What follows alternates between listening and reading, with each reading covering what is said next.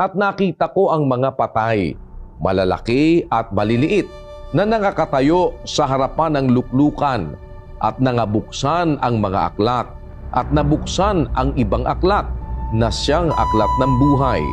At ang mga patay ay hinatulan ayon sa mga bagay na nasusulat sa mga aklat, ayon sa kanilang mga gawa. Hahatulan tayo sa gawa, yung ginawa natin. Hindi tayo hahatulan sa ginawa ng iba para sa atin. Kasi napakasama mong tao pagkatapos ngayon, lahat ng mga tao halimbawa magpamisa, manalangin. Mababago pa ba yun? Nakasulat yung gawa mo araw-araw. May aklat ng buhay kapatid. May record tayo sa langit, tayong lahat. Kumbaga sa school, meron tayong card. Nandun yung record kung papasak ka, kung hindi. Hindi mo mapabago yung card. Maaaring mabago mo yung pagka yung teacher mo tumatanggap ng lagay. Ang Diyos walang lagayan doon. Walang palakasan doon. Kung ano talaga yung ginawa mo, yun ang pananagutan mo sa araw ng paghukom. Kahit sino pa ang manalangin para sa'yo, patay ka na, wala ka ng paraan para magbago kasi patay ka na. Kahit sino pa manalangin para sa'yo, hindi ka na pwedeng patawarin. Kaya bago pa tayo mamatay, dapat mapatawad tayo. Para tayo mapatawad, dapat tayong mangumpisan.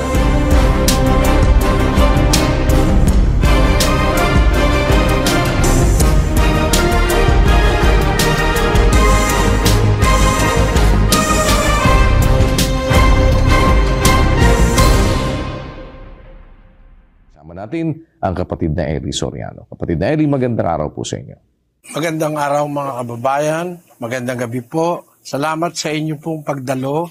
Una ay nagpapauna kami na ito po ay Bible exposition. Ibig sabihin ng ating intensyon ay maipahayag, maitanyag, maibulgar, mai-expose in English what really is in the Bible. Because our observation is that there are leaders of religion being called as world's greatest religion. But in spite of the fact that they are pretending to be using the Bible as the sole basis of their faith, they come short of what the Bible says. Ang kanila pong ginagawa, hindi ipinangangaral ang talagang buong Biblia. Ang ipinangangaral, yung gusto nilang kuhanin, yung gusto nilang ipangaral. Dahil dun sa observation namin na yon, ay aming nabuo ang konsepto nitong Bible exposition. We will expose the content of the Bible, refuted to be the source of God's Word. Ang Biblia po ang kinasusulatan ng mga salita ng Diyos na ibig ng Diyos na makarating sa mga tao. Ang marami pong mga pastor mula nung matagal na itinatago yung salita ng Diyos sa mga tao. May mga hindi binabasa. Halimbawa, itong nasa 5:7 ng Deuteronomio. Pakinggan natin. Huwag kang magkakaroon ng ibang mga Diyos sa harap ko. Huwag kang gagawa para sa iyo ng larawang inanyuan na kawangis ng anumang anyong nasa itaas sa langit o ng nasa ibaba sa lupa o ng nasa tubig sa ilalim ng lupa. Huwag mong yuyukuran sila o paglilingkuran man sila, sapagkat akong Panginoon mong Diyos ay mapanibughuing Diyos na aking dinadalaw ang kasamaan ng mga magulang sa mga anak sa 3 at sa 4 na salin ng nangapopuot sa akin. Maliwanag po na hindi binabasa yan kasi kung binabasa yan, ku-question yung mga miyembro bakit sila mayroong mga larawang inanyuan, mga estatwa, mga ribulto. Bawal po ng Diyos yung paggawa nun Hindi ko po binabasa ito para atakihin ang kahit na sino, kundi binibigyan ko lang po kayo ng halimbawa na kailangang ang Biblia i-expose yung salita ng Diyos sa Biblia, maintindihan ng mga tao, yun po ang nagtutuwid sa ating mga ginagawang mali, lalo na po sa relihiyon. Kaya po ang aming panawagan, mga kababayan, huwag kayong magdaramdam kung sakaling mayroong magtatanong, nangangailangan ng prangka o ng matapat na aral na babasahin sa Biblia, maaaring sa pagbasa natin, mayroong mga maling gawain sa relihiyon na matamaan o ang palagay ng iba, inaatake sila. Hindi naman po ang layo ng pagbabasa namin mang-atake, kundi para i-expose, ilantad yung mga nasa Biblia, hindi inilalantad ng iba. Nung araw, meron ng ganon. Merong Biblia, at dun sa mga pastor sa Israel nung araw, may Biblia nang nakasulat, hindi nila tinuturong buo. Sabi dun sa Jeremias 23:30, ganito po. Kaya't narito, ako'y laban sa mga propeta, sabi ng Panginoon, na ninanakaw ng bawat isa ang aking mga salita sa kaniyang kapwa. Ninanakaw ng mga propeta yung salita ng Diyos sa kanyang kapwa. Imbis na ipahayag, hindi ipinapahayag, itinatago, inilalagay sa isang tabi, ninanakaw. Yung mga pastor, ayaw nila na magnanakaw ka. Sabi ng mga pastor, pag hindi ka nagbigay ng ikapo, ninanakawan mo ang Diyos. Ayaw aatakihin ng mga pastor yung mga miyembro na hindi nagbibigay ng 10% kasi ninanakawan mo ika ang Diyos. Pero hindi pala ganon. Sila pala ang unang-unang magnanakaw kasi yung salita ng Diyos na dapat ituro sa tao, hindi nila itinuturo, natatago. Kaya ang unang-unang magnanakaw yung mga pastor Ang tawag po ni Kristo ron, tulisan at magnanakaw. Yung inaalis yung salita sa kaalaman ng tao. Hindi sinasabi yung salita ng Diyos na dapat na maintindihan ng tao. At sa pag-aaral po natin, mga kababayan, merong mga tanong na diretso dapat sagutin, prangka, matapat, hindi paligoy-ligoy, hindi rin po para gumamit ng mga mabubulaklak na salita, yung tinatawag sa English na flowery words. Hindi po ganon. Kailangan dapat na diretsong salita ng Diyos ang isagot. Kaya po halimbawa, meron tatamaang mali, hindi po namin layunin yung mang-atake kami. Kasi kung halimbawa, nagtanong yung isa, si Kristo ba tao? Siyempre, kukuha tayo sa Biblia. Kung alin yung nasa Biblia, yun po ang ating gustong maitanyag. Kaya po ang tawag natin dito, Bible exposition. We are in our efforts with God's help are trying to expose what God wanted to be exposed. Ang mahayag, ang salita ng Diyos. Kasi yung pong pagpapahayag, para yun sa kaligtasan, pagpapahayag ng salita ng Diyos. Gis ng taga-Roman, sabi po'y ganito. Sapagkat ang tao'y nanampalataya ng puso sa ikatutuwid at ginagawa sa pamamagitan ng bibig ang pagpapahayag sa ikaliligtas. Pagpapahayag po ng salita ng Diyos, yun ay para sa ikaliligtas. Ginagawa sa pamamagitan ng bibig ang pagpapahayag sa ikaliligtas. Ang bibig po ng tao ginagamit ng Diyos para maipahayag yung kaligtasan. At ang ipapahayag, yun pong ebanghelyo. Yung aral ni Kristo, yung aral ng Diyos. Yun po ang aming layon, hindi yung aming kaisipan. Kaya halimbawa, meron kayong maririnig laban sa inyong paniniwala. Hindi po namin intensyon na gawin kayong kaaway. Kaya nga po namin kayo inanyayahan, gusto namin kayong maging kaibigan. Ang maaari lang pong makahadlang yung ating paniniwala na kung minsan ayaw natin na itatama yung mali. Nagagalit tayo sa tama. Naranasan po yan ni Kristo. Nagsasalita siya ng tama, binabato siya ng mga Hudyo. Naranasan niya ni San Juan Bautista, nagsalita siya at nangaral ng tama, pinapatay siya ni Herodes. Dahil tinamaan si Herodes doon sa sinabi niyang totoo. Ganon din ang naranasan ni San Esteban na isa sa mga ebanghilista ni Kristo na nangangaral ng totoo, nagalit yung mga gumagawa ng mali, binato ng binato si Esteban hanggang sa mamatay. Basahin natin yung gawa ng mga apostol, kapatid na Daniel. Doon sa Kapitulo 7, versikulo 59. At kanilang pinagbatuhanan si Esteban na tumatawag sa Panginoon at nagsasabi, Panginoong Jesus, tanggapin mo ang aking espiritu. Sa dahilan siyang nagsasalita ng katotohanan, nagalit yung mga Hudyo, pinagbabato si Esteban. Nung araw po, ganun ang paraan nila para pumatay ng tao kasi nasa batas yun. Pagka kanilang mga kinukundi na, binabato hanggang sa mamatay. Parang siguro katumbas nung ngayon yung pagbaril, yung firing squad. Noon, bato. Bagay, mas maganda yung firing squad ngayon, madali ka lang mamamatay.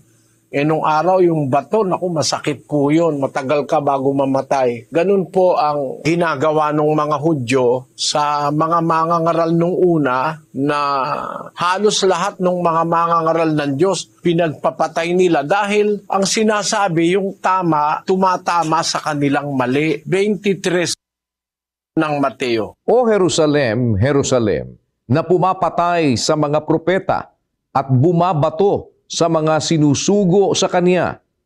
Makailang inibig kong tipunin ang iyong mga anak na gaya ng pagtitipon ng inahing manok sa kanyang mga sisiw sa ilalim ng kanyang mga pakpak ay ayaw kayo. Ayon, sabi ng Panginoong Hesus no nangangaral siya, O Jerusalem, Jerusalem, na pumapatay sa mga propeta, bumabato sa mga sinusugo sa kanya. Makailang inibig kong tipunin ng inyong mga anak, na gaya ng pagtitipon ng inahing manok sa kanyang mga sisiw sa ilalim ng kanyang mga pakpak, ay ayaw kayo. Ang ginagawa ni Kristo napakaganda, tipunin yung mga tao ng Diyos, pero nakasalunga po siya ng mga pagbabato, ibig ng mga Hudyo na siya'y patayin. Sa 10:32 ng Juan, Sinagot sila ni Jesus, maraming mabubuting gawa na mula sa Ama ang ipinakita ko sa inyo.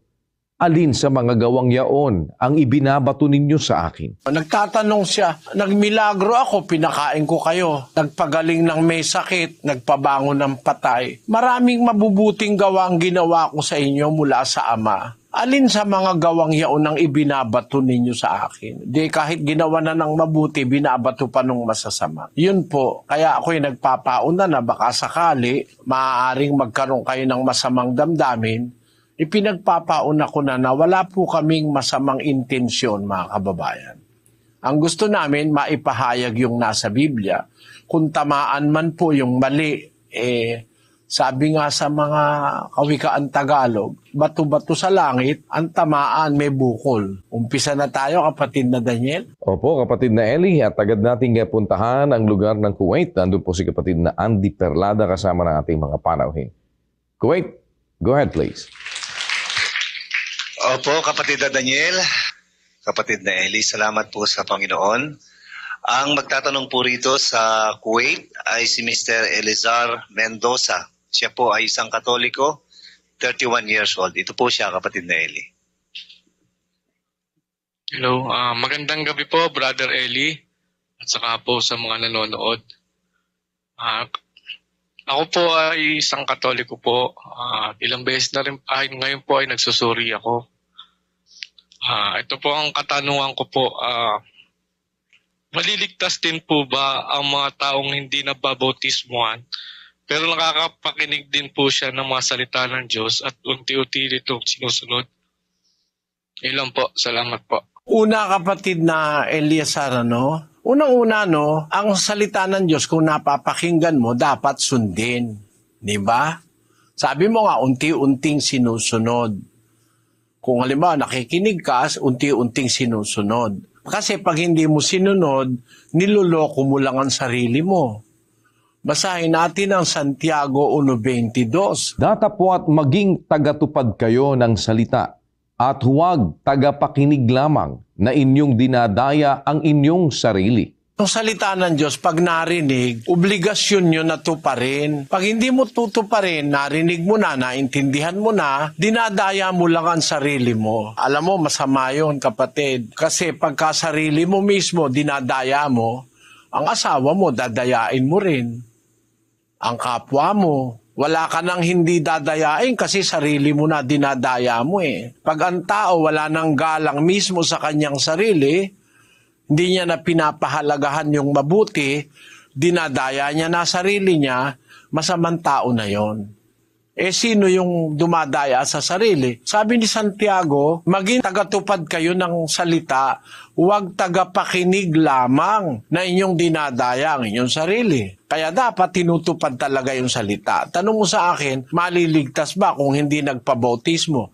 Aba, kung narinig mo na ang bautismo ay aral ng Diyos, salita ng Diyos, eh dapat magpabautismo ka kasi lalabas ka, dinadaya mo yung sarili mo eh. Ang bautismo, bahagi ng salita ng Diyos. Pag naunawaan mo yung halaga ng bautismo, dapat tanggapin mo yun. Kaya pag halimbawa, narinig mo, tutuparin mo yung iba. Halimbawa, hindi ka na nga magnanakaw, pero ayaw mo namang magpabautismo.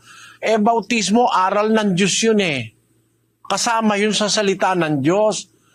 Kasama sa utos yun. Kung hindi mo susundin yun, parang hindi mo na rin sinunod ang Diyos. Bakit? Basahin natin ang Santiago, Kapitulo 2, versikulo 11. Sapagkat ang nagsabi, huwag kang mangalunya, ay nagsabi naman, huwag kang pumatay. Ngayon, kung ikaw ay hindi nangangalunya, ngunit pumapatay ka, ay nagiging suwail ka sa kautusan. Kasi yung mga utos marami. Isa ron bautismo. Halimbawa, sinunod mo yung isa, hindi ka nangalunya, hindi ka pumatay, hindi ka naman nagpabautismo, nagiging suwail ka sa kautusan. Gaya nung sabi ni Santiago, ang nagsabi, yun mismong Diyos na nagsabi na huwag kang mangalunya, siya rin ang nagsabing huwag kang pumatay. Ngayon, kung hindi ka nangangalunya, ngunit pumapatay ka, nagiging suwail ka sa kautusan. Kaya ang maipapayo ko sa iyo, kung naintindihan mo, narinig mo yung bautismo, dapat matanggap mo yung sundin mo para huwag kang lumabas na mandaraya sa mismong sarili mo. At samahan ka nawa ng Panginoon, kapatid. Wala po naman sa Kuwait, punta po tayo ng Malaybalay City, Bukidnon. Nandun si kapatid na Nestor Garcia, kasama natin mga panauhin. Bukidnon, go ahead. O kapatid na Eli. Ang magtatanong po dito ay isa po siyang Katoliko, 23 years old, si Mr. Rupert Duterte. Narito po siya. Magandang gabi po, Brother Eli, at sa lahat ng ating kababayan sa buong mundo. Ito pong yung tanong ko po. Sa dinami-dami na po ng mga relihiyon na naglipa na po ngayon, more than 20,000, ewan ko, but meron po bang isang specific iglesia o isang iglesia na babalikan ang Panginoong Hesus sa pagbalik niya po? Alam mo, kapatid, salamat sa iyong pagdalo. No? Unang-una, kapatid, ang ibig kong ipakita sa iyo, si Kristo kaya babalik, may intensyon. Basahin natin ang 14:1 ng Juan hanggang 2. Huwag maggulumihana ng inyong puso. Magsisampalataya kayo sa Diyos. Magsisampalataya naman kayo sa akin. Sa bahay ng aking Ama ay maraming tahanan. Kung di gayon, ay sinabi ko sana sa inyo, sapagkat ako'y paroroon upang ipaghanda ko kayo ng dakong kalalagyan. At kung ako'y pumaroon at kayo'y maipaghanda ng kalalagyan, ay muling paririto ako at kayo'y tatanggapin ko sa aking sarili, upang kung saan ako naroroon, kayo naman ay dumuon. Ang sabi diyan sa Bisaya, sa Cebuano, dili malisang ang inyong kasing-kasing. Tumuo kamo sa Dios ug tumuo sab kamo kanako. Sa balay sa akong amahan adunay daghan mga puloy-anan. Kung wala pa unta, muingon unta ako kaninyo. Ako muadto sa pag-andam ug dapit alang kaninyo. Ug kung ako makaadto na ug makaandam kaninyo ug dapit, muanhi ako pag-usab. Ug panad-on ko kamo uban gayud kanako. Aron nga, kung asa ako at tuwausab kamo. So ang layo ng pagbabalik ni Kristo, meron siyang babalikan, meron siyang kukunin. Sino yon, kapatid? Yung babalikan niya. Paano niya kukunin? 4:16 ng unang Tesalonika. Sapagkat ang Panginoon din ang bababang mula sa langit, na may isang sigaw, may tinig ng arkanghel, at may pakakak ng Diyos. At ang nangamatay kay Kristo ay unang mga bubuhay na maguli. Kung magkagayon, tayong nangabubuhay na nangatitira ay aagawing kasama nila sa mga alapaap upang salubungin ang Panginoon sa hangin, at sa ganito'y sa Panginoon tayo magpakailanman. Kapatid, yung babalikan niya, yung mga namatay kay Kristo at saka yung mga nabubuhay kay Kristo. Halimbawa, 2,000 ang iglesia kamo, tama yun. Sa buong mundo, maaring 2,000 nga. Lahat ba naman ng tao ay isasama ni Kristo? Ang sinasabi niya, sumampalataya kayo sa Ama. Sumampalataya kayo sa akin. Sa bahay ng aking Ama, maraming tahanan. Paghahanda ko kayo ng lugar, at pagkatapos babalik ako. Sino yung babalikan? Di yung sumasampalataya. Kahit namatay ka na, bubuhayin ka maguli.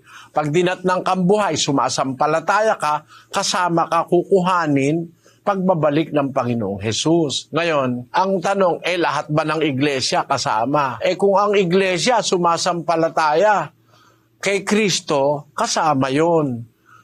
Kung ang sinasampalatayanan mo Kristong palsipikado, ay, mahirap na makasama yon. Kasi maraming mga Kristo sa ating panahon, kapatid. Iba-ibang Kristo. May Kristong tao. Ano sabi ni San Pablo sa 2 Korinto 11 at versikulo 4? Sapagkat kung yaong paririto ay mangaral ng ibang Jesus na hindi namin ipinangaral, o kung kayo'y nagsisitanggap ng ibang espiritu na hindi ninyo tinanggap, o ibang ebanghelyo na hindi ninyo tinanggap, ay mabuting pagtiisan ninyo. Mga ngaral, ibang Jesus, ibang Kristo, ibang Espiritu, ibang Ebanghelyo, sabi ni Pablo, pagtiisan na lang ninyo. Ano ibig sabihin ng pagtiisan? 1:8 ng Galacia. Datapwat kahimat kami o isang anghel na mula sa langit, ang mangaral sa inyo ng anumang ebanghelyo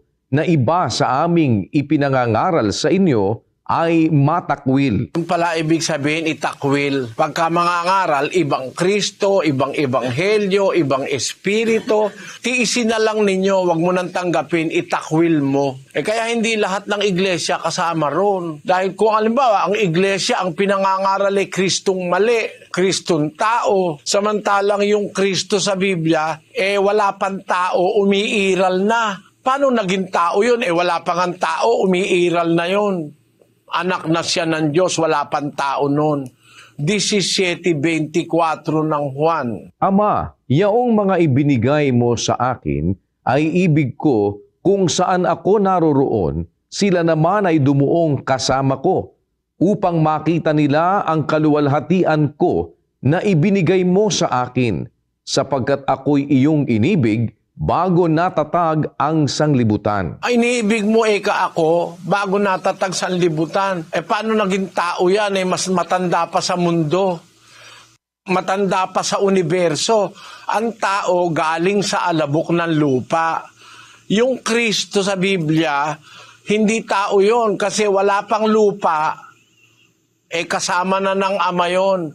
17:5 ng Juan. At ngayon, Ama, luwalhatiin mo ako sa iyo rin ng kaluwalhatiang aking tinamo sa iyo bago ang sanglibutan ay naging gayon. Nauna pa siya sa sanlibutan, paano naging tao yan? Basahin nga natin sa Bisaya. Ug karon amahan, himaya ako uban gayud kanimo sa himaya, nga akong gibatunan uban kanimo sa wala pa ang kalibutan. Paano naging tao yan? Wala pa nga ang kalibutan meron pananampalataya mali Kaya ang sabi sa 3Gs ng Tito, ang taong may maling pananampalataya, pagkatapos ng una at ikalawang pagsaway ay itakwil mo. Merong mali ang pananampalataya eh. Kaya hindi kasama yun. Kaya sa tanong mo, meron bang specific na babalikan si Kristo? Meron. Yung mga sumasampalataya ng tamang pananampalataya,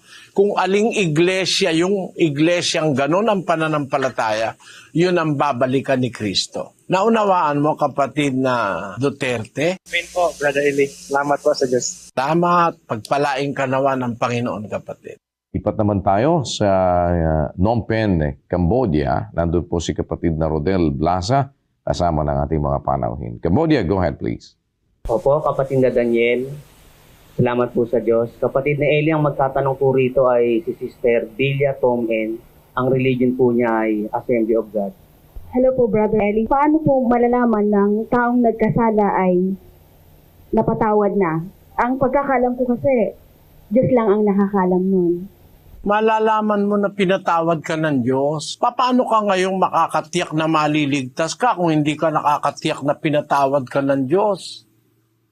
Ang Diyos nagpapatawad at utos niya sa atin, magpatawaran din tayo. Ngayon, malalaman mo kung pinatawad ka, kung hindi. Bakit? Halimbawa, pinatawad ka ng kapatid o ng isang kasama mo sa paglilingkod. Papatawarin ka rin ng Diyos. Yun ang batas sa iglesia, magpatawaran kayo. Sabi dun sa Kolosas, basahin natin ang 3:12. Mangagbihis nga kayo gaya ng mga hinirang ng Diyos, na mga banal at minamahal, ng isang pusong mahabagin, ng kagandahang loob, ng kababaan, ng kaamuan, ng pagpapahinuhod. Mangagtiisan kayo sa isa't isa, at mangagpatawaran kayo sa isa't isa. Kung ang sino man ay may sumbong laban sa kanino man, na kung paanong pinatawad kayo ng Panginoon, ay gayon din naman ang inyong gawin. Magpapatawaran, batas yun sa iglesia ng una eh. Magpatawaran kayo sa isa't isa, magtiisan kayo sa isa't isa. Kung ang sino man ay may sumbong laban sa kanino man, kung paanong pinatawad kayo ng Panginoon, ganun din ang gagawin ninyo. Kaya halimbawa, nagpatawaran tayo, papatawarin din tayo. Pagka nagpatawad ka, nagpatawaran kayo, alam nyo na pinatawad kayo ng Diyos. Dapat alam mo yun. Kasi utos niya pag pinatawad mo, papatawarin ka rin niya sa 14 ng Mateo. Sapagkat kung ipatawad ninyo sa mga tao ang kanilang mga kasalanan, ay patatawarin naman kayo ng inyong Ama sa kalangitan. Datapwat kung hindi ninyo ipatawad sa mga tao ang kanilang mga kasalanan, ay hindi rin naman kayo patatawarin ng inyong Ama ng inyong mga kasalanan. Pagka alam mo pinatawad mo yung kapwa mo, yung kapatid mo, alam mo pinatawad ka rin ng Diyos kasi yun ang gusto niya eh. Magpatawaran kayo, sumunod ka. Kaya papatawarin ka ng Ama. Alam mo na pinatawad ka. Kasi nagpatawad ka rin eh. Ganon ang alam ng mga unang Kristiyano. Basahin natin ang 2 Korinto, Kapitulo 2, versikulo 10. Datapwat ang inyong pinatatawad ng anuman ay pinatatawad ko rin naman. Sapagkat ang aking ipinatawad naman, kung ako'y nagpapatawad ng anuman, ay dahil sa inyo, sa harapan ni Kristo. Iba maliwanag kapatid, Datapwat ang inyong pinatatawad ng anuman ay pinatatawad ko rin naman, sabi ni Pablo. Sapagkat ang aking ipinatawad naman, kung ako'y nagpapatawad ng anuman ay dahil sa inyo, sa harapan ni Kristo. Alam natin kasi meron kang kaaway, pinatawad mo, papatawarin ka rin ng Ama kung nagkasala ka. No? Habang nagpapatawad tayo, pinapatawad tayo ng Diyos. Pag naaawa ka, kaaawaan ka ng Diyos. Di ba sabi ni Kristo yon, mapalad ang maawain, siya'y kaaawaan. Di ba? Kung ano kasi yung gagawin mo sa kapwa mo tao, yun din ang gagawin ng Diyos sa iyo eh. Awit 62:12.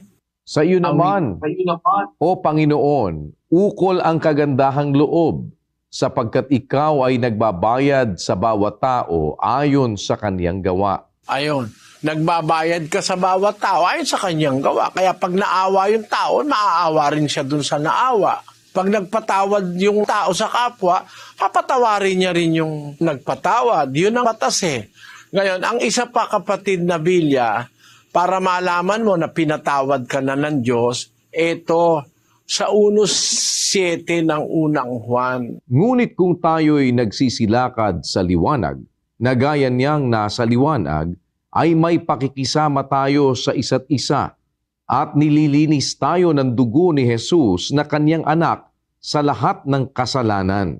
Kung sinasabi nating tayo'y walang kasalanan, ay ating dinadaya ang ating sarili at ang katotohanan ay wala sa atin. Kung ipinahahayag natin ang ating mga kasalanan, ay tapat at banal siya na tayo'y patatawarin sa ating mga kasalanan at tayo'y lilinisin sa lahat ng kalikuan. Isang palatandaan para malaman mong pinatawad ka ng Diyos. Sabi niya, kung ipahahayag natin ang ating mga kasalanan, tapat at banal siya, tayo patatawarin niya sa ating mga kasalanan.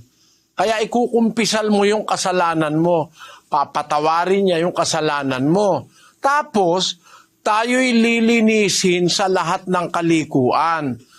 Pagka ikaw ay nalinis, ibig sabihin, hindi mo na inuulit yung kasalanan, napatawad ka na nun. Pag nagtagumpay ka na malinis ka na dun sa kasalanan, hindi mo na ginagawa uli. Ibig sabihin, napatawad ka na ng Diyos. Kaya lang, ang kahilingan ng Diyos, ipahayag mo yung kasalanan mo. Kanino mo ipapahayag? 32:5 ng awit, pakinggan mo. Aking kinilala ang aking kasalanan sa iyo, at ang aking kasamaan ay hindi ko ikinubli. Aking sinabi, aking ipahahayag ang aking pagsalangsang sa Panginoon, at iyong ipinatawad ang kasamaan ng aking kasalanan. Ayun, maliwanag, papahayag mo sa Panginoon. Pahayag mo sa Diyos, tanggapin mo na nagkasala ka, humingi ka ng kapatawaran. Sabi, aking ipahahayag ang aking pagsalangsang sa Panginoon at iyong ipinatawad ang kasamaan ng aking kasalanan. Kaya alam mo na pinatawad ka Pag halimbawa, kinumpisal mo sa Diyos, nanalangin ka, humingi ka ng tawad, tapos lilinisin ka niya.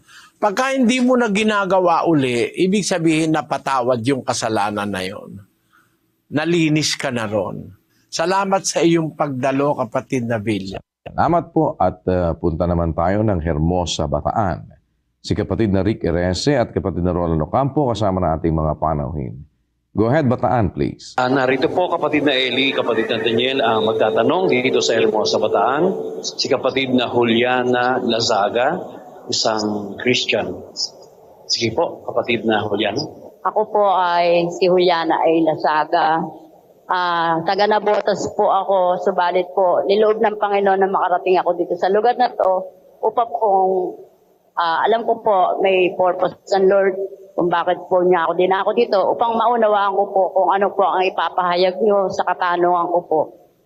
Isa po akong Christian, subalit ngayon lang po ako nakarating sa ganitong pagtitipon. Narito po yung katanungan ko.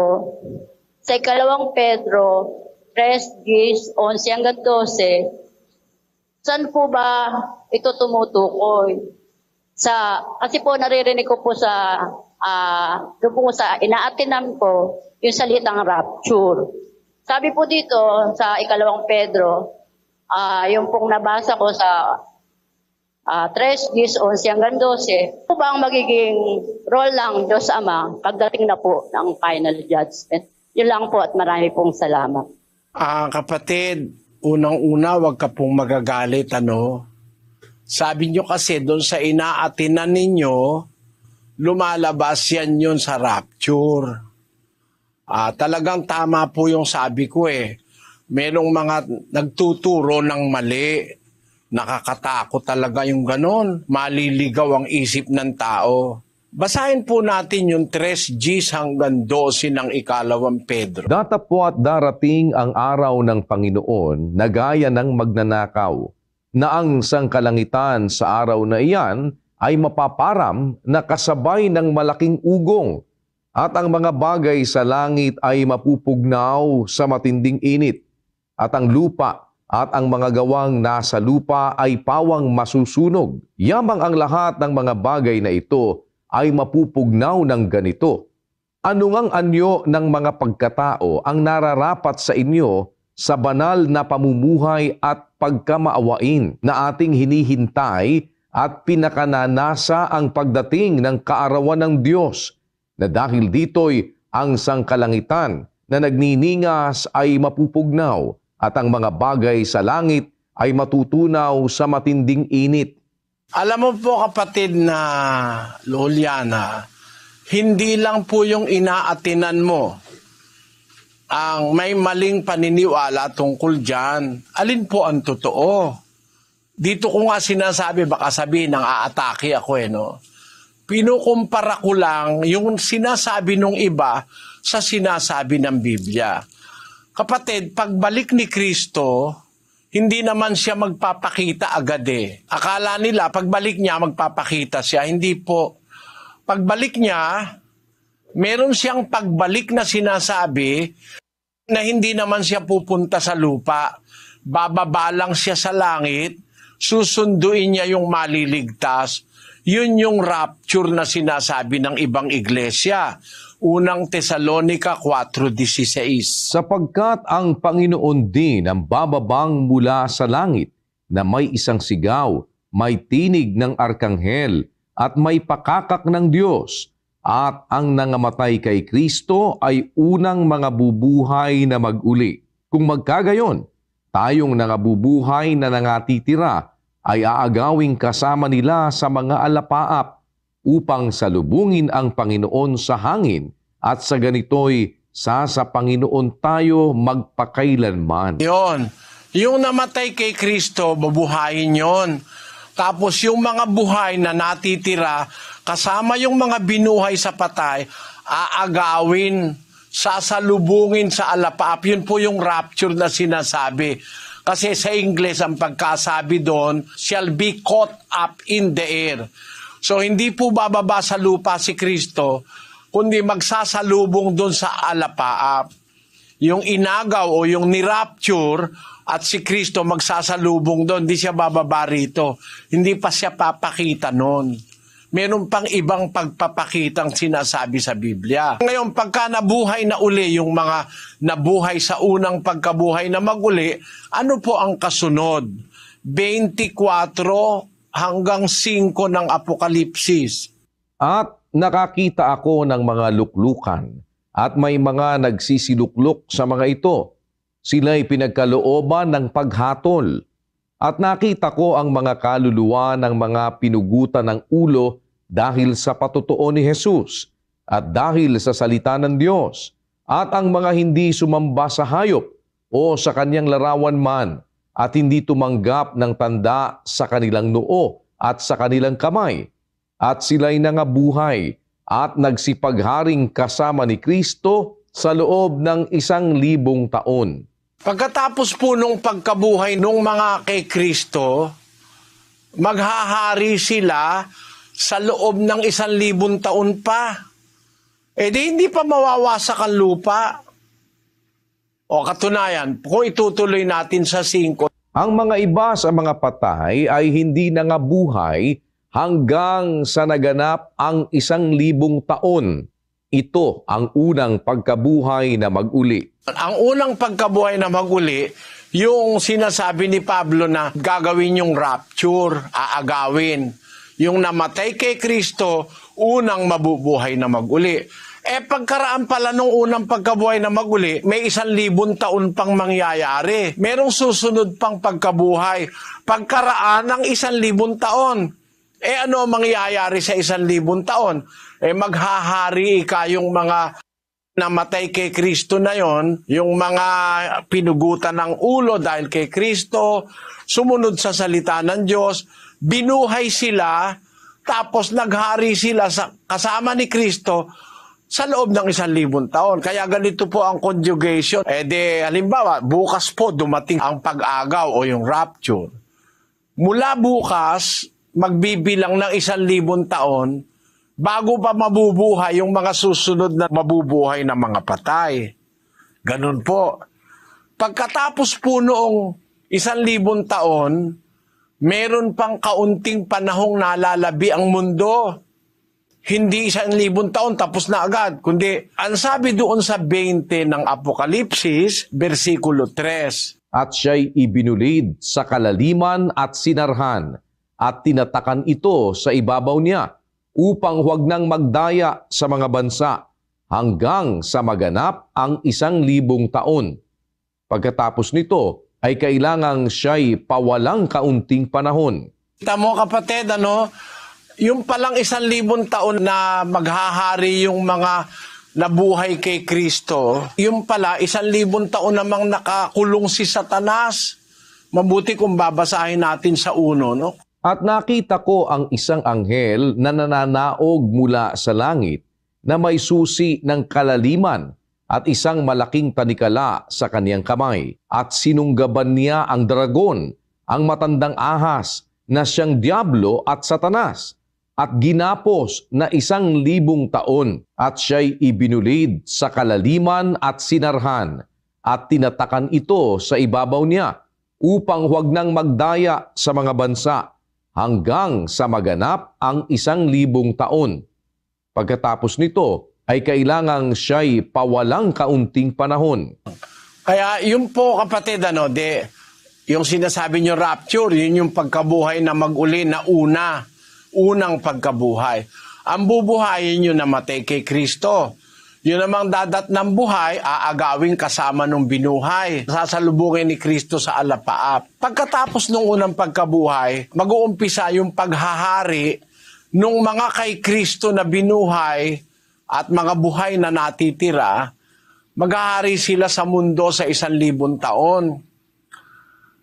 Doon sa 1,000 taon na yon, nakakulong naman si Satanas. Pagkaraan ng 1,000 taon, mabubuhay uli yung ibang patay. At pagkaraan sa 1,000 taon, pawawalan si Satanas doon sa kanyang pagkakakulong na 1,000 taon. Dadayain niya ngayon ng mga bansa. Pagkakilalaga na siya sa bilangguan, dadayain niya mga bansa. Basahin natin uli yung 27 at saka natin ituloy kapatid na Daniel. At kung maganap na ang 1,000 taon, si Satanas ay kakalagan sa kanyang bilangguan at lalabas upang dumaya sa mga bansa na nasa 4 na sulok ng lupa, sa Gog at sa Magog, upang tipunin sila sa pagbabaka na ang bilang nila ay gaya ng buhangin sa dagat.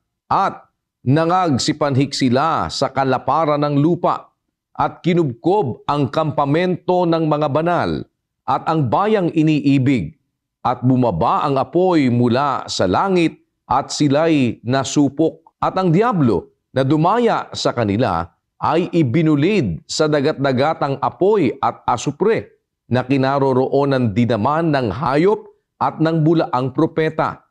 At sila'y pahihirapan araw at gabi magpakailan-kailanman. At nakita ko ang isang malaking luklukang maputi, at ang nakalukluk doon na sa kaniyang harapan ang lupa at ang langit ay tumakas, at walang nasumpungang kalalagyan nila. At nakita ko ang mga patay, malalaki at maliliit, na nakakatayo sa harapan ng luklukan, at nangabuksan ang mga aklat, at nabuksan ang ibang aklat na siyang aklat ng buhay. At ang mga patay ay hinatulan ayon sa mga bagay na nasusulat sa mga aklat, ayon sa kanilang mga gawa. Napakaliwanag kapatid na Juliana, po? Pagkaraan po ng 1,000 taon na nakakulong si Satanas, papawalan siya. Pagkaraan ng 1,000 taon, bubuhayin yung ibang sa mga patay. Ang mga tao noon buhay na lahat, marami na. Wala nang hindi buhay. Bubuhayin na lahat Tapos, dadayain ni Satanas yung mga tao. Yung mga kasama niyang sasama sa kanya na madadaya niya, uulan ngayon ng apoy sa langit. Pagkalulusob na sila sa bayang banal, yun yung tinatawag na gera ng Armageddon paglalaban ng masama't mabuti. Lulusubin nila yung kampamento ng mga banal. Uulan ngayon ng apoy sa langit. Ibubulid sila ngayon sa dagat-dagatang apoy. Pagkatapos, yung diablo na dumaya sa kanila ay ibubulid din sa dagat-dagatang apoy. Nakabulid na sila. Tapos, ang susunod, sabi ni Juan, nakakita ako ng luklukang maputi, a great white throne. Ang nakalukluk doon, sa harapan niya, tumakas ang langit at lupa at wala nang nasumpong ang kalalagyan nila. Ibig sabihin, yun na yung end ng langit at lupa. Mawawala na yung langit at lupa. Yun po yung sinasabi ni Pedro sa 3 Gs. Sabi niya dun sa 3 Gs, darating ang araw ng Panginoon gaya ng magnanakaw na ang sangkalangitan sa araw na yan mapaparam na kasabay ng malaking ugong. Ang mga bagay sa langit mapupugnaw sa matinding init. Ang lupa't ang gawang nasa lupa ay pawang masusunog. Yan na po yan. Pagka nasunog na yung lupa't langit, mababantad ngayon, marireveal yung Great White Throne. Alam mo po kasi kapatid, ganito dapat nating i-consider, kapatid na Juliana. Habang ang lupa ay naririto, hindi natin makikita ang langit, yung langit ng Diyos. 3 po kasi ang langit kapatid. Ewan ko lang kung naituro na sa inyong relihiyon. Meron pong 3 langit sa 2 Korinto 12:2. Nakikilala ko ang isang tao kay Kristo na mayroon ng 14 na taon. Maging sa katawan ay 1 ko, o maging sa labas ng katawan ay 1 ko. Diyos ang nakaalam na inagaw hanggang sa 3 langit. Meron po tinatawag sa Biblia, 3 langit. Ano po yung 3 langit? Basahin natin sa 4. Na kung paanong siya'y inagaw sa paraiso at nakarinig ng mga salitang di masayod na hindi nararapat salitain ng tao. Yung po palang 3 langit, yun yung paraiso. Yun yung kaharian ni Kristo, kaharian ng Diyos. Pero yung langit na una, ikalawa, maaalis po yan para ma-reveal yung luklukan ng Diyos, yung Great White Throne.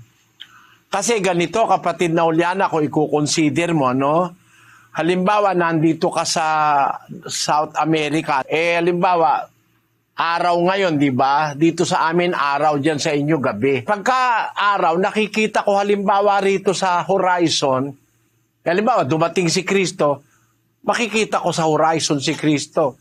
Sa kabila kayo hindi nyo makikita kasi parang bilugang mundo kasi yung kalahati, hindi makikita yung nandun sa kalahati. Kaya kailangan mawala ang langit at ang lupa, mawala, maklear, para mahayag yung Great White Throne. Ngayon, nung makawala na si Satanas, inaway niya yung kampamento ng mga banal, yung kanyang mga nadaya kasama niya. Uulan ng apoy ngayon, susupukin sila, dadalhin sila sa dagat-dagatang apoy. Mawawala na ngayon yung langit at saka yung lupa. Pagkatapos, ang mangyayari, mahahayag ngayon yung luklukan ng Diyos, yung paghukuman ng Diyos. Doon ngayon, yung lahat ng mga patay na nabuhay sa unang pagkabuhay, tapos sa 1,000 taon, mabubuhay naman yung mga patay na iba. Doon ngayon, yung mga patay na yun, nakita ni Juan, nakita ko ang mga patay, malalaki, maliliit, nakatayo sa harapan ng luklukan, nabuksan ng mga aklat, nabuksan ng ibang aklat, na siyang aklat ng buhay. At ang mga patay ay hinatulan ayon sa mga bagay na nasusulat sa mga aklat, ayon sa kanilang mga gawa. So, ang lalabas po, yan po ang last judgment. Kasi pagkatapos niyan, lahat ng mga masasama, dadalhin na doon sa dagat-dagatang apoy. Yun po yung sinasabi sa 2 Pedro. Magaganap yan sa last judgment, kung kailan ang langit pati lupa mawawala. Hindi po yan yung rapture. Kasi magaganap yan after 1,000 years pa Yung rapture, yung sinasabing rapture, yung pag-agaw ng mga kay Kristo, pagkaraan nun, 1,000 taon pa eh. Maghahari pa sila ng 1,000 taon. Tapos, ang mangyayari, pagkaraan 1,000 taon, saka lang magaganap na mahayag yung luklukan ng paghatol ng Diyos.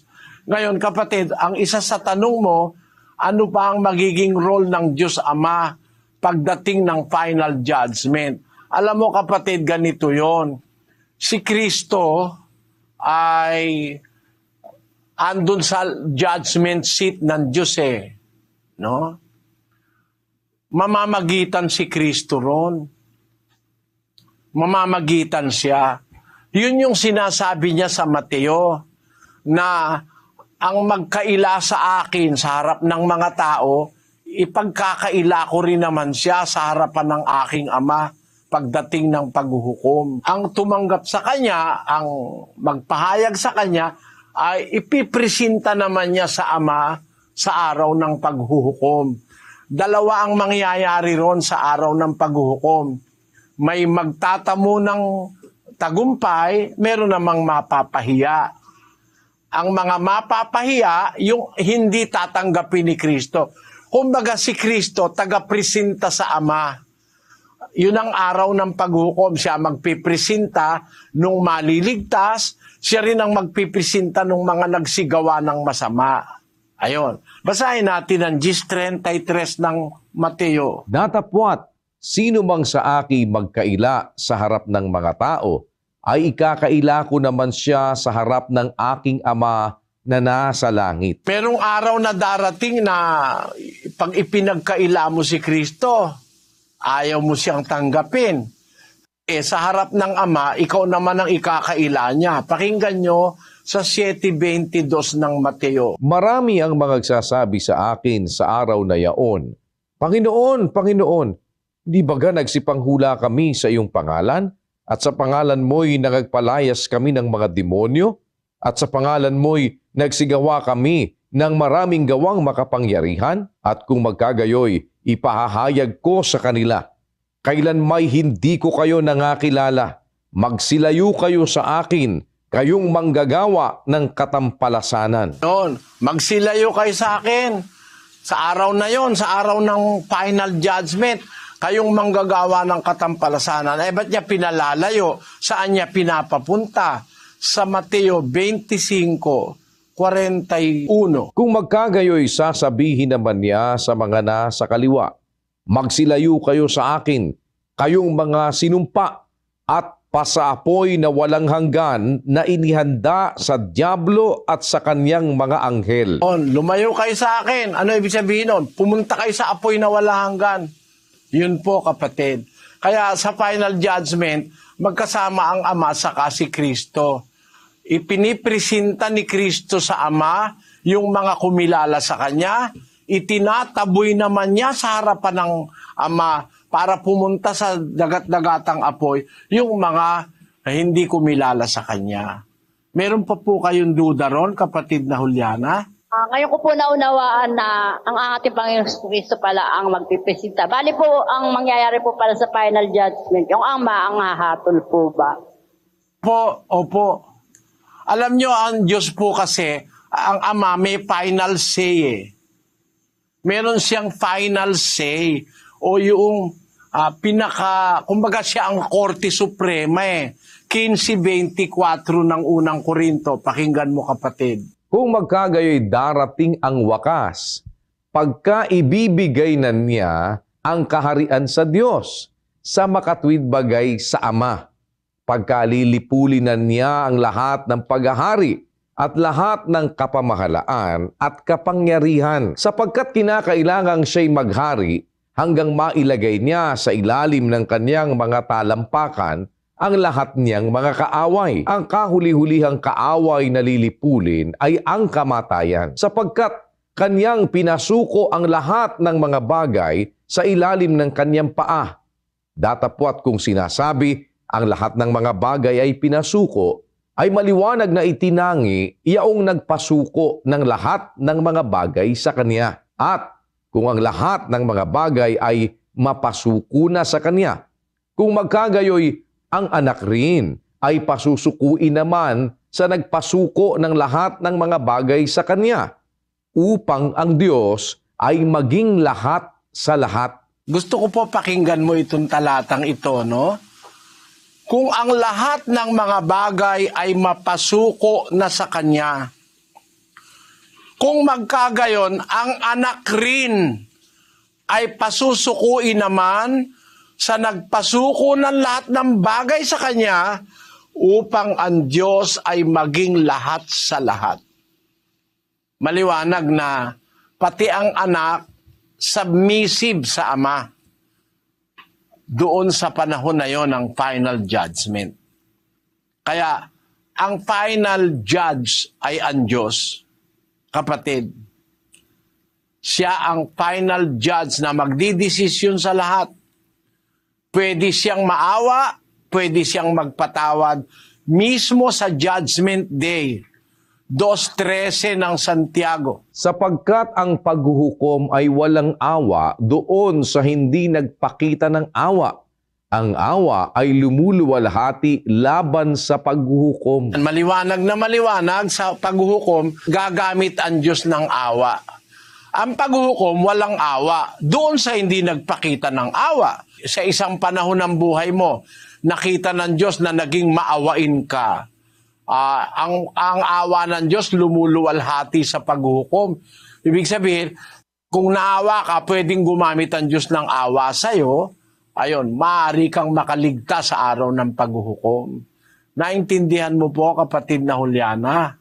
Maraming salamat po, Brother Eddie. Tunay nga po na ipinahayag ng Diyos yung tunay na pag-unawa sa gabi ito. Glory to God po. Praise God. Salamat sa Diyos, kapatid. Salamat po. At lipat naman po tayo sa Dasmariñas City, Cavite. Ando si kapatid na Jerry Cabanero at kapatid na Edwin Magdaraog kasama na ating mga panauhin. Cavite, go ahead please. Opo, kapatid na Daniel, kapatid na Eli, dito po sa dakod ng Dasmariñas, ang magtatanong po ay si kapatid na Rizal Bologna. Narito po siya. Magandang gabi po, Brother Eli. Ako po ay isang Katoliko. Meron po akong 3 tanong. Unang tanong, nasa Biblia po ba ang pagkukumpisal sa isang pari? Pangalawa po, tama po ba ang pagrorosaryo? Pangatlo po, nasa Biblia po ba ang pananalangin ng 9 na araw sa taong patay na? Yun lang po. Unang-una, kapatid, sa Biblia, hindi ipinapanalangin ang patay. Kasi pag patay na, nasa Diyos na ang kapalaran nun. Hawak na ng Diyos ang kaluluwa nun. Paano pong papanalangin? Nasa Kanya na nga. Diba? Dosages ng Job. Nasa kamay niya ang kaluluwa ng bawat bagay na may buhay at ang hininga ng lahat ng mga tao. Ayan, nasa kamay na ng Diyos yun eh. Alam mo kapatid, walang apostol at mga Kristiyano ng una na nanalangin para sa patay. Walang ganon. Wala silang panalangin na makikita ka sa Biblia, nanalangin sila para sa mga patay. Kasi pag patay na, final na yun eh. Wala ka nang maiiba eh. No? Wala ka nang magagawa sa patay. Sabi rin yun ang pasyon. Yung pasyon na kinopya ni Padre Mariano Pilapil sa Biblia. Ang sabi sa pasyon, walang magagawang tunay sa namatay mong katawan. Palibhasa'y lupa lamang, sa abang-aba mo naman, kung ika'y walang sinimpan. Samantalang may hininga, at ika'y nabubuhay pa, ay maglaan kang maaga. Sukat mong ikaginhawa ng kagamit mo na.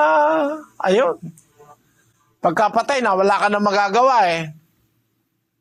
Wala na rin pwedeng gawin sa'yo. Kahit panalangin ka ng buong mundo, namatay kang walang hiya, namatay kang hindi naniniwala sa Diyos, mababago pa ba yun? Wala ka nang magagawa, pero pag namatay ka na, kahit ipanalangin ka pa ng ipanalangin ng kahit pa sino, hahatulan ka ayon sa gawa ginawa mo, puro mali. Ginawa mo, puro pambababae, pagnanakaw, panluloko sa kapwa, namatay ka sa lahat ng kawalanghiyaan mo sa buhay. Kahit na magmisa ng magmisa, manalangin na manalangin, mababago mo pa ba yun? Basahin natin yung Ezekiel. Ganito ang sabi sa 18, versikulo 20. Ang kaluluwa na nagkakasala, mamamatay. Ang anak ay hindi magdadanas ng kasamaan ng ama, o magdadanas man ang ama ng kasamaan ng anak. Ang katuwiran ng matuwid ay sasa kanya, at ang kasamaan ng masama ay sasa kanya. Kita mo, kapatid, yung katwiran mo nasa iyo. Yung kasamaan ng masama nasa kanya. Hindi pwedeng ilipat. Hindi pwedeng yung kasalanan ng tatay mo mapunta sa iyo. O kaya yung kasalanan mo mapunta sa tatay mo. Yung katwiran niya nasa kanya. Yung kasalanan mo nasa iyo. Kung sino yung masama, yun ang hahatulan ng Diyos. Ganon sa paghuhukom ng Diyos. Hustisya ang Diyos Justice siya, fair siya. Kung sino nagkasala, yun ang mananagot. Kung nagkasala ka, tapos wala kang takot sa Diyos, kahit sino pa manalangin, hindi ka pwedeng iligtas. Basahin natin ang 14:20 ng Ezekiel. Bagaman si Noe, si Daniel at si Job ay nangandoon, buhay ako, sabi ng Panginoong Diyos. Hindi sila mangagliligtas ng mga anak na lalaki o babae man. Ang kanila lamang ililigtas ay ang kanilang sariling kaluluwa sa pamamagitan ng kanilang katuwiran. Kanya-kanya tayo ng gagawin. Gusto mong maligtas, gumawa ka ng katwiran, sumunod ka sa Diyos. Ang ama susunod sa Diyos, ang anak susunod sa Diyos. Gumawa ng katwiran yung ama, ayaw naman gumawa ng katwiran ng anak. Hindi maliligtas yung anak. Kahit manalangin ng manalangin yung ama, hindi rin maliligtas yung anak niya. Kahit nga si Job pa manalangin, o kaya si Noe, o kaya si Daniel, sabi ng Panginoon, buhay ako, nandun ako sa araw ng paghukom. Hindi sila magliligtas ng anak na lalaki o babae man. Hindi nila kayang iligtas ang kanilang anak na lalaki o babae. Kasi kanya-kanya tayong sagutin sa Diyos. Yun ang hustisya ng Diyos. Kaya ang masasabi ko sa iyo, kapatid, hindi utos ng bagong tipan na manalangin para sa patay. Habang buhay ang tao, utos ng Diyos, ipanalangin mo. Panalangin ng mangangaral, panalangin ng ministro, ang lahat ng tao, panalangin. Pero pag patay na, nasa kamay na ng Diyos ang kapalaran nun.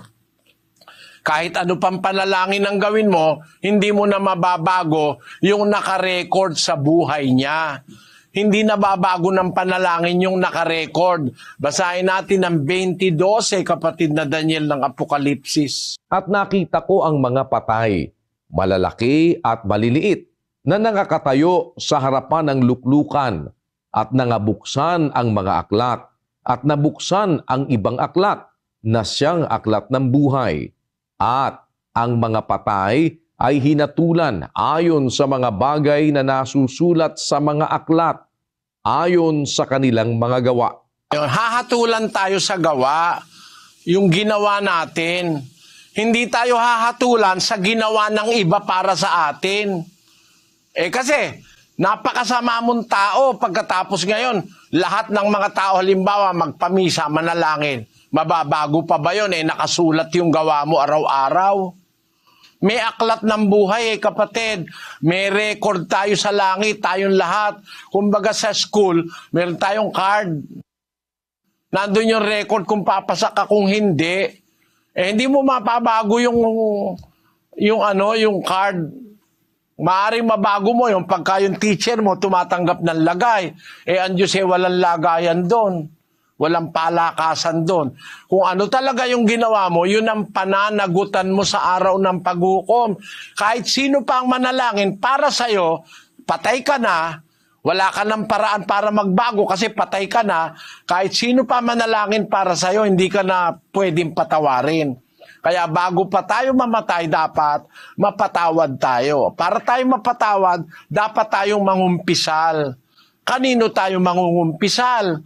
Basahin natin ang 32:5 ng awit. Aking kilala ang aking kasalanan sa iyo, at ang aking kasamaan ay hindi ko ikinubli. Aking sinabi, aking ipahahayag ang aking pagsalangsang sa Panginoon, at iyong ipinatawad ang kasamaan ng aking kasalanan. Ang kumpisal, ikukumpisal mo sa Diyos, kapatid.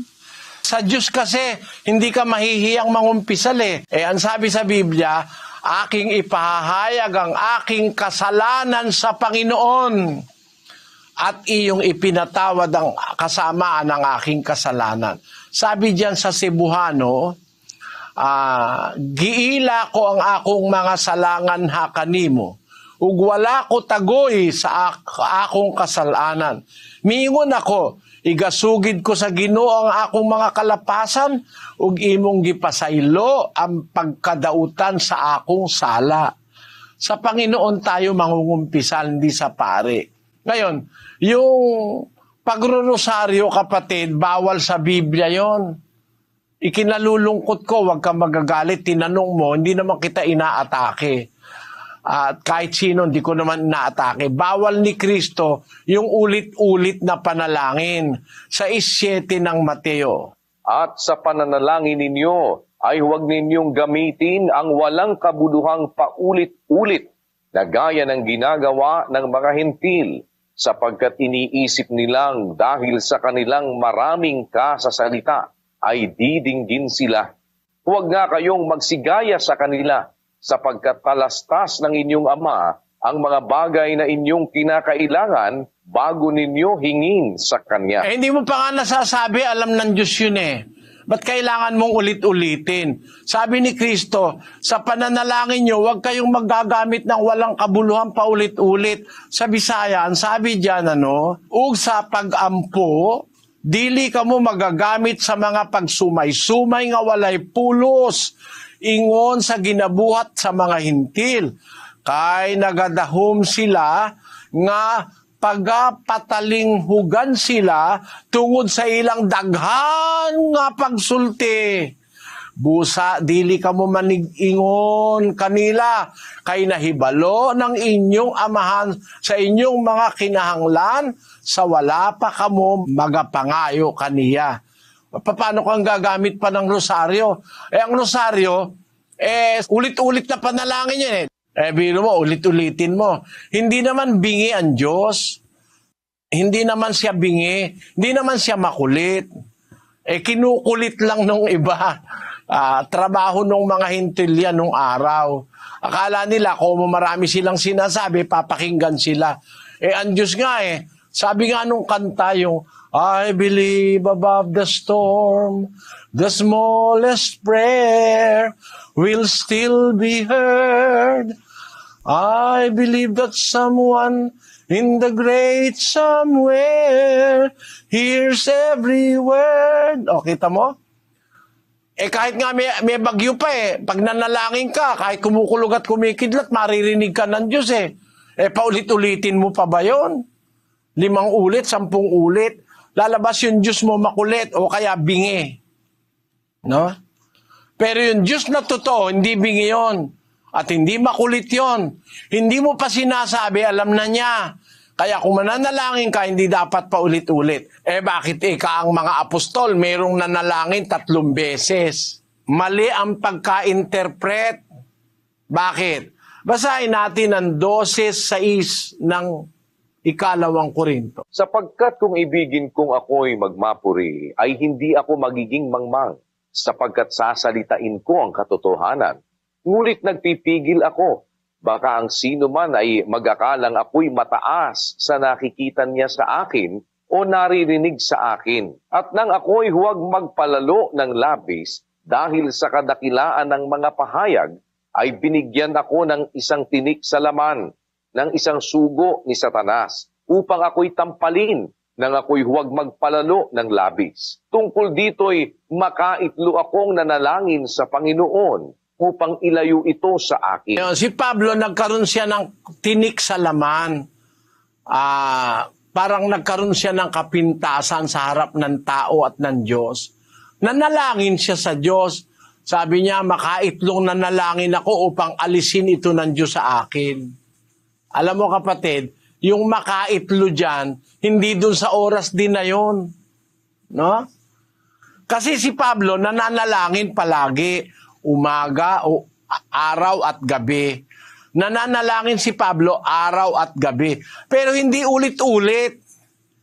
Yung panalangin niya, inuulit niya sa susunod na isang pagkakataon ng panalangin. Basahin natin ang 2 Timoteo 1:3. Nagpapasalamat ako sa Diyos na mula sa aking kanununuan ay aking pinaglilingkuran sa buding malinis, na walang patid na inaalaala kita sa aking mga daing gabit araw. Ayun, si Pablo kung manalangin gabit araw. Pinanalangin niya ngayon, pwede niyang ulitin uli mamayang gabi bago siya matulog. O kaya bukas uli. Pero hindi doon sa oras na yun, ulit-ulit na parang panalangin ng rosaryo na yung oras din na yun, ilang beses sasabihin. Si Pablo, lagi niyang ipinapanalangin si Timoteo, araw at gabi. Hindi sa oras din na yun, ulit siya ng ulit siya ng ulit. Lalabas kasi makulit yun eh. Yun ang bawal. Yung ulit dun sa oras na yon. Pero halimbawa, habang hindi mo natatanggap yung ipinapanalangin mo, pwede mo namang ulitin yon. Bawa, nanalangin ka sa umaga, pwede mo ulitin sa gabi.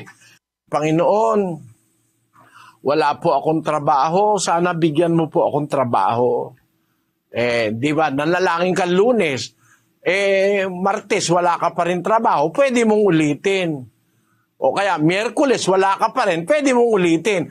Pero doon sa oras na yun, Lunes, Panginoon, wala po akong trabaho, bigyan mo ako. Panginoon, wala po akong trabaho, bigyan mo ako. Panginoon, wala po akong trabaho, bigyan mo ako. Panginoon, hindi pwede yun. Lalabas makulit ang Diyos noon.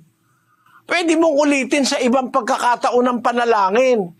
Pero doon sa mismong oras na yun, gaya ng ginagawa ng mga nagro-rosaryo, mali yun, kapatid. Bawal ni Kristo yun.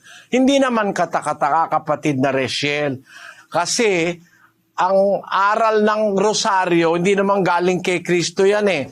Pakinggan mo sa aklat ng Katoliko kung kanino galing yung rosaryo. Ito po ang Aklat Katoliko, The Secret of the Rosary sa page 18. Ito po ay sinulat ni Louis de Montfort, Roman Catholic author, priest and confessor. But it was only in the year 1214, however, that Holy Mother Church received the Rosary in its present form and according to the method we use today. It was given to the Church by Saint Dominic, who had received it from the Blessed Virgin as a powerful means of converting the Albigensians and other sinners. Hindi naman pala galing kay Kristo yan eh. Galing daw yan kay Santo Domingo, no? Na di umano, galing naman daw kay Blessed Virgin.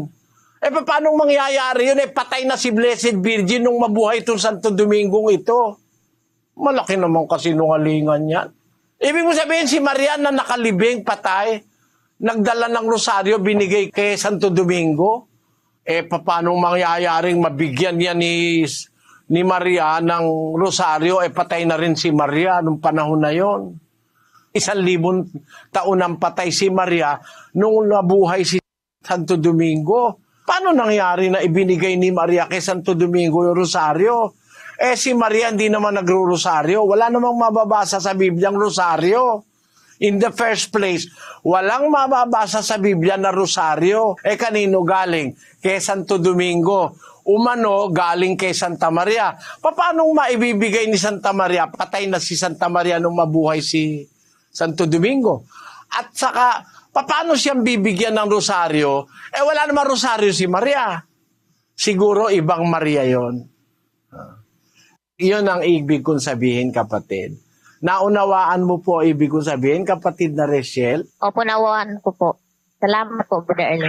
Salamat sa Diyos. Pagpalain ka nawa ng Panginoon, kapatid. Okay po, lipat naman tayo dito sa Palit, Pampanga. Kasama natin si kapatid na Don Capulong at kapatid na Mel Pingal.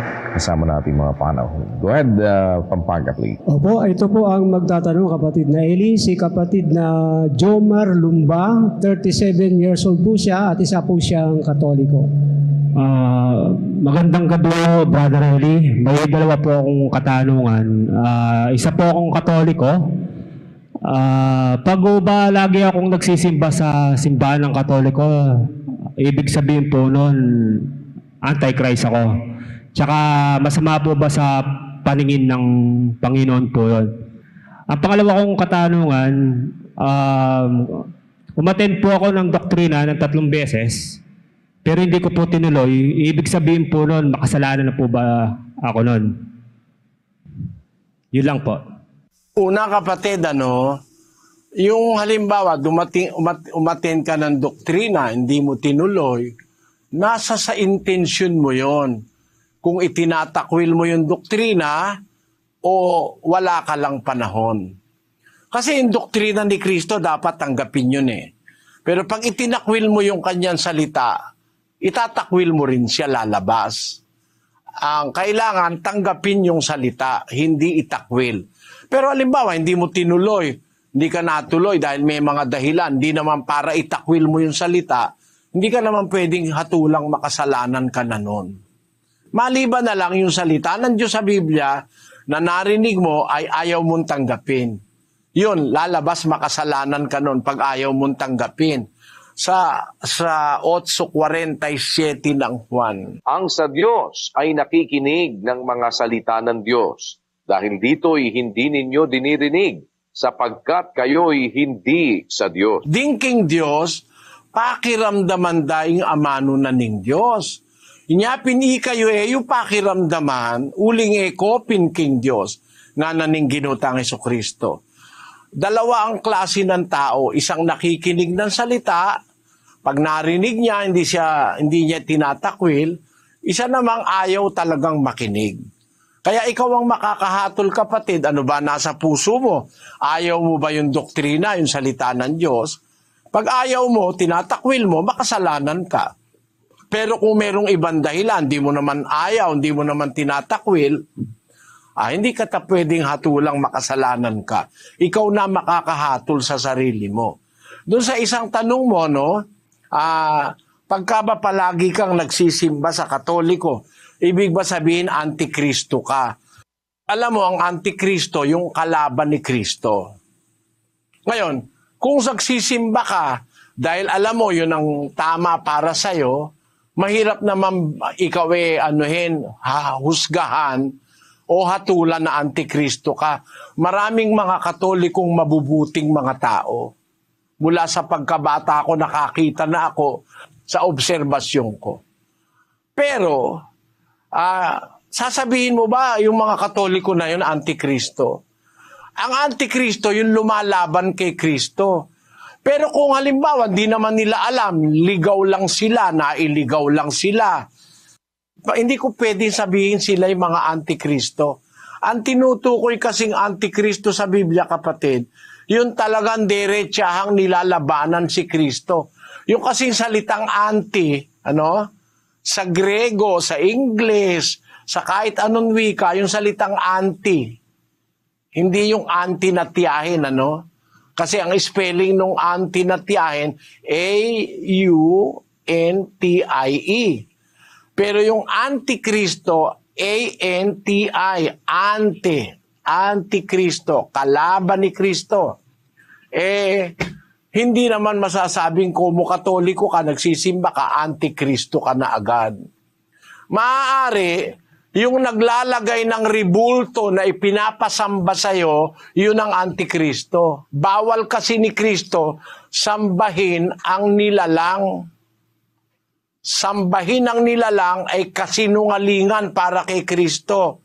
Roma 1:25. Sapagkat pinalitan nila ang katotohanan ng Diyos ng kasinungalingan at sila'y nagsisamba at na naglingkod sa nilalang kaysa lumalang, na siyang pinupuri magpakailanman siya nawa. Ayon. Merong sinasabi ang Panginoong Hesus na isinulat ni Pablo, mga taong pinalitan ang katotohanan ng Diyos ng kasinungalingan.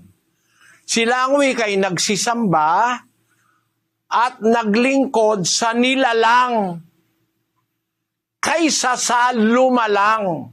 Sa Kapampangan, ang sabi diyan, kasi nasa apalit tayo, no? Uli ning linibera ing katutuanan ning Diyos, king meto nga kalaraman.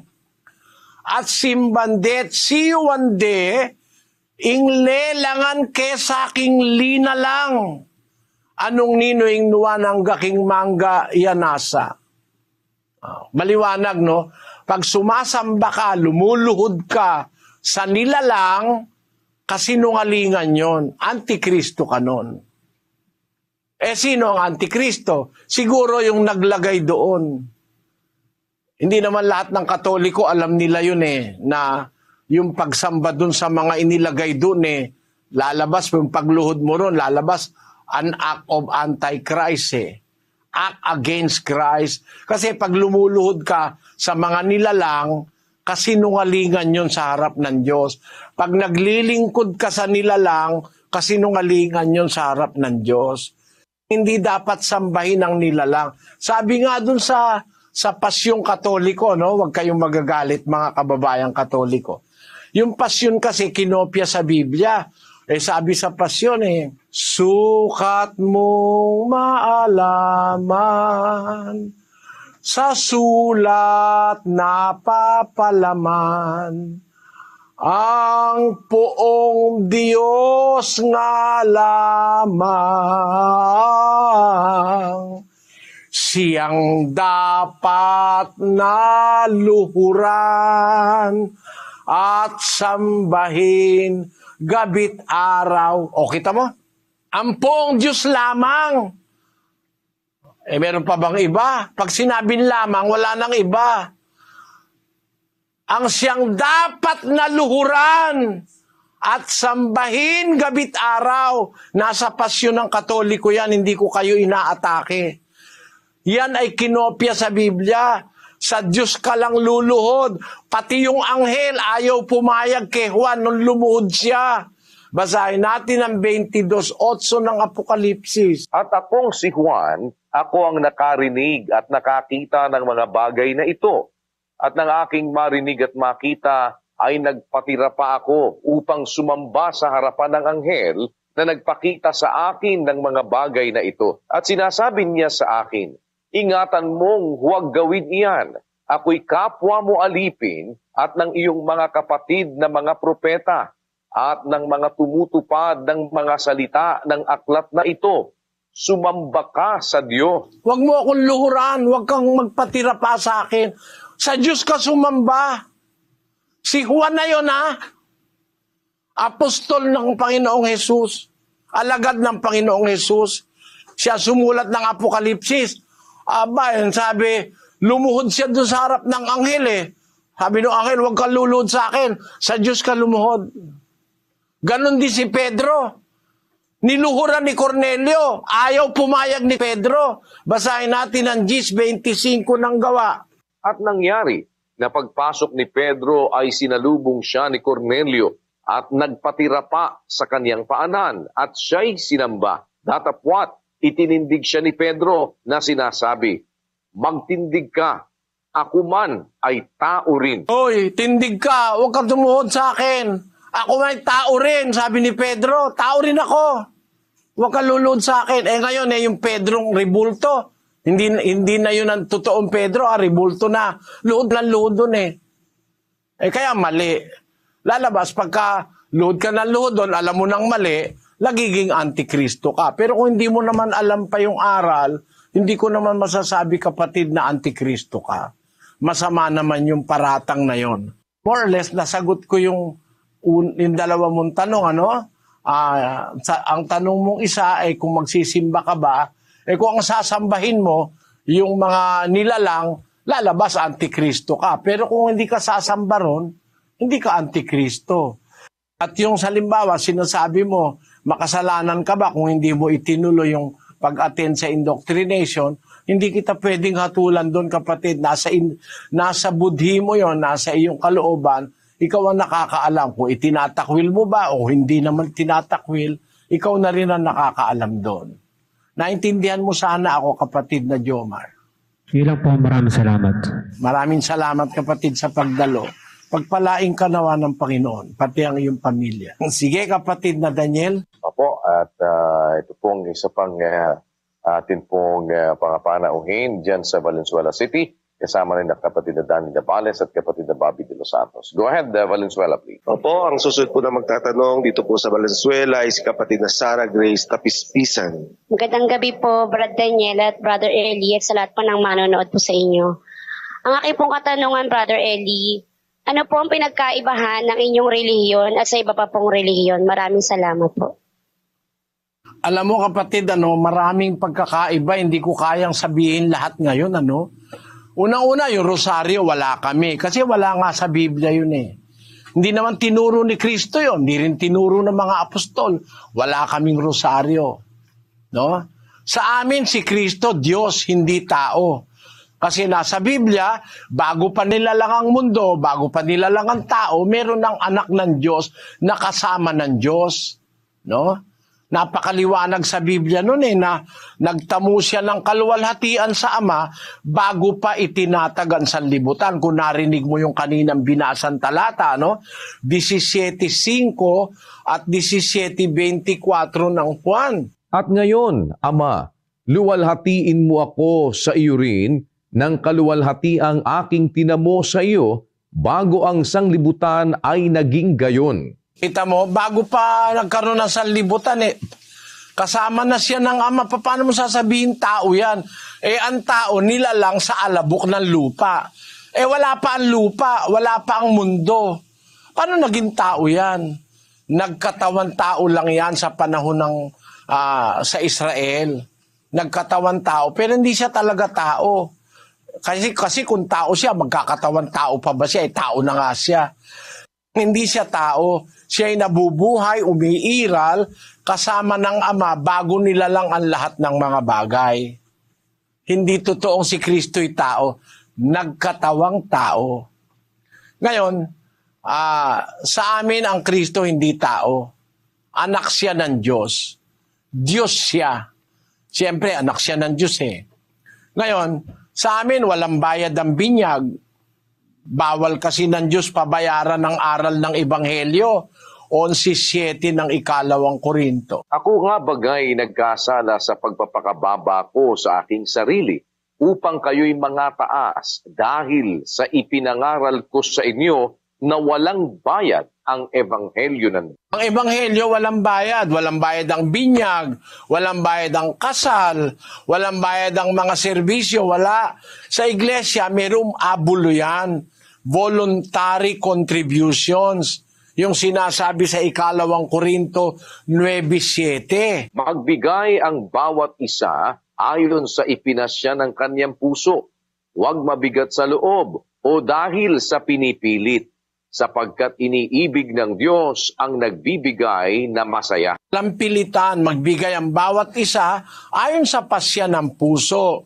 Kaya nga hindi kami kumukuha ng ikapu kasi ayon sa pasya ng puso. Sa amin walang ikapo. Ganun ang pagkakaiba namin. Nagbabatay kami sa Biblia. Ang mga iba nagbabatay sa Biblia doon sa panahon ni Moises, sa panahon ng matandang tipan. Sa bagong tipan, ang utos magbigay ayon sa pasya ng puso. Yon, doon kami naiiba sa Sabadista, sa Born Again, iba kami kesa doon sa mga Protestante, sa mga Metodista, kasi sila lahat may ikapu, kami wala Ang sa amin, yung kusang loob ng kapatid, yun ang itinutulong sa gawain para ipalaganap ang Ebanghelyo. Yun, pagkakaiba namin yun doon sa iba. At saka, ang pinakamalaking pagkakaiba namin, kapatid, kami naniniwala sa Biblia, buong buo. Hindi namin dinadagdagan o binabawasan ng nasa Biblia. Halimbawa, ang nasa Biblia, ganito, yun ang aming sasabihin. Basahin natin ang 1 Korinto 4:6, kapatid na Daniel.